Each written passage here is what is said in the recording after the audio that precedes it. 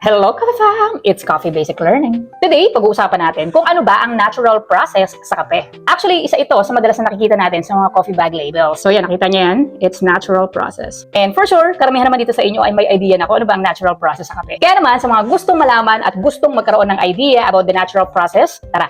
Pag-usapan natin. Siyempre, bago yan, unahin muna natin ang mga salita ng Diyos. Kaya hayaan nyo akong i-share sa inyo ang Bible verse from 1 Thessalonians chapter 5, verse 16 to 18. Magalak kayong lagi. Manalangin kayong walang tigil. Magpasalamat kayo sa lahat ng bagay sapagkat ito ang kalooban ng Diyos kay Kristo Jesus para sa inyo. Sa panahon ngayon, napapansin nyo naman na ang dami nangyayari sa paligid natin na hindi maganda. May mga kaguluhan na nangyayari sa iba't ibang parte ng mundo kung saan naapektuhan na yung pamumuhay natin, gaya ng pagtaas ng petrolyo, pagtaas ng mga bilihin, at marami pang iba. Pero lagi nyo isipin to kahit nasa gitna ng pagsubok, mga problema, hinihikayat tayo ng Diyos na magalak at magpasalamat lagi. Ang pagpupuri sa Diyos sa kabila ng mga problema na nararanasan natin, yung mga hindi magandang sitwasyon na meron tayo ngayon, ay pagpapakita ng pagtitiwala at pananampalataya. Alam nyo ba na ang Diyos ay nasisiyahan sa pusong nagpaparangal sa Kanya, hindi dahil sa kalagayan, kundi dahil sa ating buong tiwala sa Kanya at pagmamahal. Kaya huwag tayong tumigil sa panalangin. Ibahagi lang natin lagi sa Diyos ang lahat ng nararamdaman natin, takot man yan, lungkot, o pagkabagot. Kaya dapat nyo laging tandaan na ang panalangin ay laging nagbibigay ng kapayapaan at gabay sa ating buhay.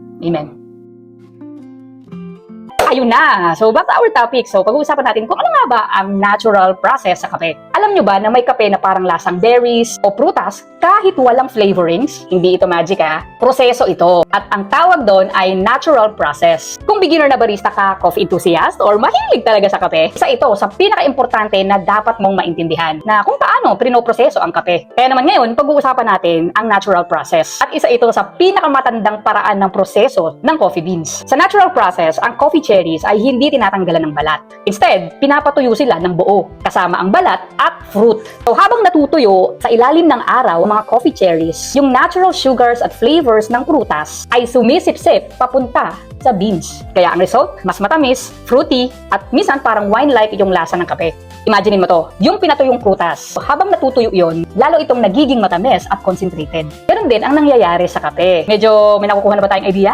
Kapag natural process ang kape mo, i-expect mo na may mga taste profile ito gaya ng fruity flavors, na may berries, mango, at minsan tropical. Sweet notes, mas heavy ang body. Minsan may fermented or yung may parang wine-like notes. Ito isang tip para sa mga beginner na barista at sa mga may hilig talaga sa kape. Pag naka-encounter ka ng natural process na kape, i-highlight mo ang sweetness nito. Iwasan mo yung over-extraction para hindi maging over-fermented ang lasa. Paano nyo gagawin yon? Of course, gawin at sundin nyo lang ng tama ang mga parameters ng specific brewing method na gagawin ninyo.